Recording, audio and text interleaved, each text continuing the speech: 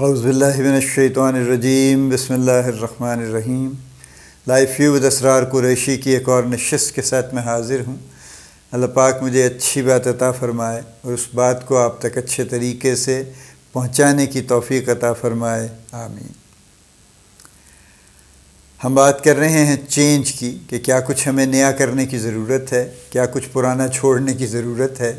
اور جو آج جس ٹاپک پہ میں بات کروں گا وہ کلچرل کمپیٹنس ہے۔ کلچرل کمپیٹنس کی جنرل ڈیفینیشن آپ یوں کہہ لیجئے، تعریف یہ ہے کہ ہم اپنے کلچر کو سمجھیں اور اس کی نوانسز کو سمجھیں۔ آلدو ہم یہ کہتے ہیں کہ جی ہم تو یہیں پلے بڑے ہیں، ہم سے زیادہ ہمارے کلچر کو کون سمجھ سکتا ہے، لیکن اگر آنیسٹلی غور کریں تو let's say I was born in Lahore and I mean raised educated brought up in Lahore, تو میں لاہور کے کلچر کو تو کسی حد تک سمجھ سکتا ہوں، ٹھیک ہے، اور وہ بھی میں شاید بہت ڈیپ نہ سمجھ سکوں، چونکہ میں کچھ ان ایریاز میں نہیں رہا، جیسے میں وارلڈ سٹی میں نہیں رہا for example, except the early childhood. اس وقت تو مجھے پتہ نہیں، یاد نہیں کیا تھا، لیکن اس کے بعد سے تو I was not living in the thick of Lahore actually, تو میں شاید لاہور کے کلچر کو بھی میں پوری طرح سے کمپریہینڈ نہ کر پاؤں۔ لیکن آپ لاہور سے باہر نکل جائیے تو گوجرانوالہ کا ایک اپنا کلچر ہے، گجرات کا ایک اپنا ہے، اس کے بعد آپ ذرا پروونسز کی بات کر لیں تو پنجاب سے نکل کے آپ کے پی کے میں چلے جائیے تو ان کا اپنا کلچر ہے، اور with in K P K there are multiple cultures. Sindh کا بھی یہی معاملہ ہے، تھر کا الگ کلچر ہے، اس میں کراچی کا الگ کلچر ہے، دوسرے جو رورل اور اربن ایریاز ہیں ان کے الگ الگ کلچرز ہیں۔ بلوچستان ہے، اس کا ایک الگ کلچر ہے، گلگت بلتستان کا الگ کلچر ہے، اے جے کے بھی چونکہ ہمارے ساتھ ملا ہی ہوا ہے تو لہذا ان کا ایک اپنا کلچر ہے۔ سو کلچرل کمپیٹنس بنیادی طور پہ یہ ہے کہ پہلے تو ہم اپنے کلچر کو سمجھیں کہ ہم جس کلچر میں رہ رہے ہیں اس کی تفصیلات کیا ہیں، اور پھر ہم دوسروں کے کلچر کو سمجھیں، چونکہ ہم تو سبھی سے انٹریکٹ کر رہے ہیں نا۔ یعنی پاکستان میں جب ہم رہتے ہیں اور کام کرتے ہیں، جو کہ ہم ہیں، تو ہمارا واسطہ تو بہت انٹر کلچرل بہت پڑتا رہتا ہے نا۔ یعنی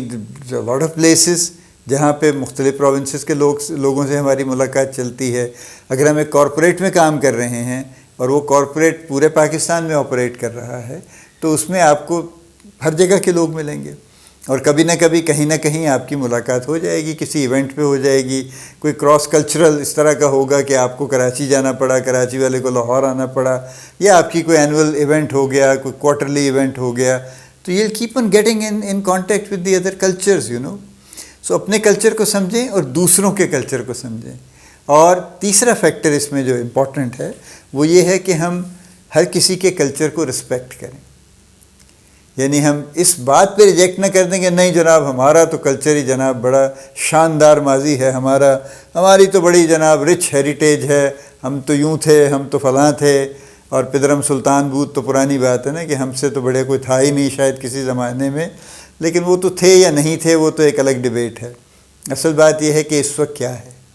اور اس وقت جو ہے اس کو سمجھنا ضروری ہے، اور دوسروں کے کلچر کو جو آج ہے ان کو رسپیکٹ کرنا ضروری ہے۔ دیکھیے نا،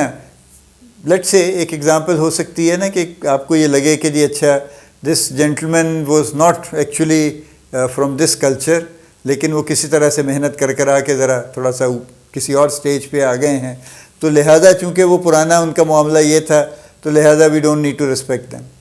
دس is absolutely unacceptable actually. لوگوں کی جو بھی ڈائیورسٹی ہے، پھر ڈائیورسٹی تو اور بھی کئی شکلوں میں ہے نا، ذات برادری ہے، پاکستان میں ذات برادری تو بڑا پرانا قصہ ہے، اس بات پہ تو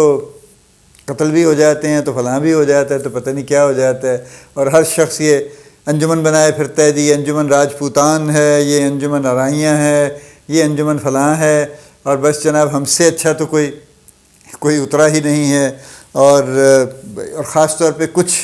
کچھ برادریاں ایسی ہیں جو بہت اپنے بارے میں بہت زیادہ زوم رکھتی ہیں، جیسے جٹ ہیں بڑے زوم رکھتے ہیں اپنے بارے میں، راجپوت بڑا زوم رکھتے ہیں اپنے بارے میں، اور بھی ہیں جو رکھتے ہیں۔ تو یہ دیکھیے آپ کا جو بھی معاملہ ہے اچھی بات ہے، ٹھیک ہے، بڑی آپ کا بہت میں نے کہا نا بڑا ماشاءاللہ بہت ہی اعلیٰ کلچر آپ کا ہوگا، لیکن اس کا یہ مطلب نہیں ہے کہ باقی لوگوں کا کلچر گھٹیا ہے،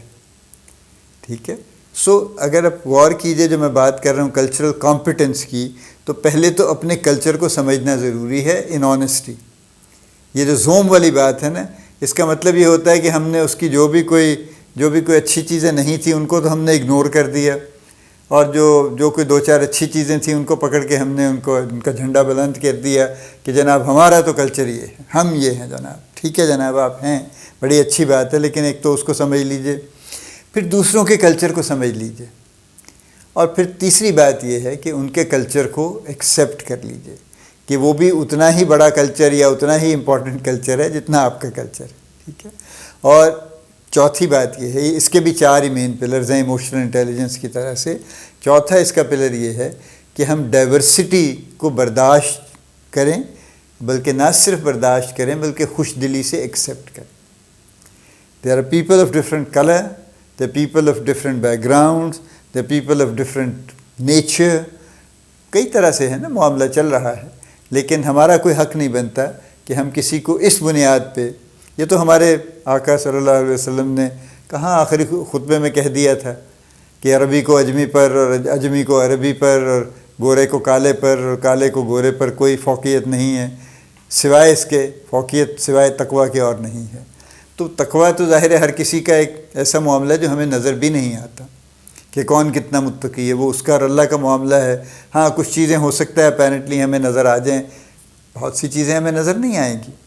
فرض کیجئے اگر کوئی شخص بہت خیر خیرات کرنے والا ہے تو ہم تو نہیں جانتے کہ وہ کرنے والا ہے، انلیس وہ شو آف کرتا ہو، تصویریں بناتا ہو اور فیس بک پہ لگاتا ہو کہ یہ جناب میں نے آٹے کا تھیلا دے دیا ہے، یہ میں نے سلائی مشین بانٹ دی ہے، یہ میں نے یوں کر دیا ہے، تو وہ تو ایک الگ معاملہ ہے، ٹھیک ہے۔ لیکن ادروائز تو اگر وہ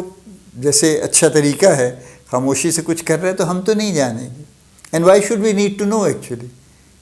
وی don't need to actually. So لہذا چوتھی بات یہ ہے کہ ہم ڈائیورسٹی کو ایکسیپٹ کریں خوش دلی سے، تو پھر ہم کلچرلی کمپیٹنٹ کہلائیں گے۔ پاکستان میں اس وقت جو صورتحال ہے اور کئی زمانے سے چل رہی ہے، ہم تو ہسٹوریکلی چونکہ فیوڈل بیک گراؤنڈ سے آئے ہیں نا، اور ذات پات یعنی جس ملک سے، بڑے ملک سے نکل کے پاکستان بنا بر صغیر سے، اس میں تو ذات پات کا ایک اعلیٰ ترین نظام رائج تھا، جس میں وہ ذات پات کے درمیان اتنی تفریق تھی کہ چھوٹی ذات والے بڑی ذات والے کے ساتھ تو بیٹھ بھی نہیں سکتے تھے، ان کی طرف دیکھ بھی نہیں سکتے تھے آنکھ اٹھا کے۔ تو وہاں سے معاملہ چلا ہے، تو آپ سمجھ سکتے ہیں کہ ہمارے دماغوں میں، ہمارے اگر جینز میں نہیں بھی ہے تو ہمارے دماغ کے ہر کونے میں یہ ذات پات اور تفریق گھسی ہوئی ہے۔ اسی لیے ہم کلچرلی انکمپیٹنٹ،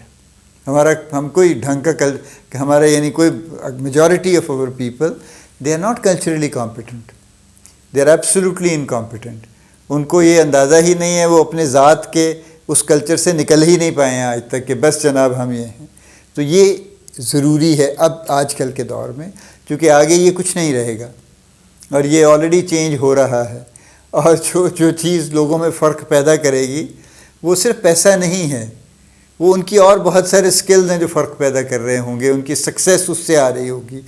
کسی کی سکسیس اس بات سے نہیں آئے گی کہ میں فلاں ذات برادری سے تعلق رکھتا ہوں، میرا یہ بیک گراؤنڈ ہے۔ کتنے نواب ہیں بیچارے پاکستان میں ہی جو کہ کسی حال میں نہیں، جو کبھی نواب تھے، ان کی یعنی نوابوں کی واقعی نواب تھے، ان کی ریاستیں تھیں، ان کا سب کچھ تھا، اب وہ تیسری چوتھی جنریشن میں آ کے آپ جانتے بھی نہیں کہ یہ نواب تھے۔ یعنی یہ تو ہمارے دیکھتے دیکھتے ہو گیا نا، تو آگے چل کے یہ چیزیں ایک دوسرے سے کوئی امتیازی حیثیت نہیں دیں گی۔ ممتاز آدمی اسی سے ہوگا جو اس کے سکلز ہوں گے، اس وقت کے حساب سے ریلیونٹ ہوں گے، جو اس کو سکسیسفل کریں گے۔ اور سکسیس صرف پیسہ ہی نہیں ہے، سکسیس اور بہت ساری چیزیں بھی ہیں۔ تو لہذا ضروری ہے کہ ہم کلچرل کمپیٹنس کو سمجھنے کی کوشش کریں اور اسے حاصل کرنے کی کوشش کریں۔ اللہ پاک آپ کو بڑی کامیابیاں عطا فرمائے، اللہ پاک آپ کا حامی و ناصر ہو، ہم سب کا حامی و ناصر ہو، آمین۔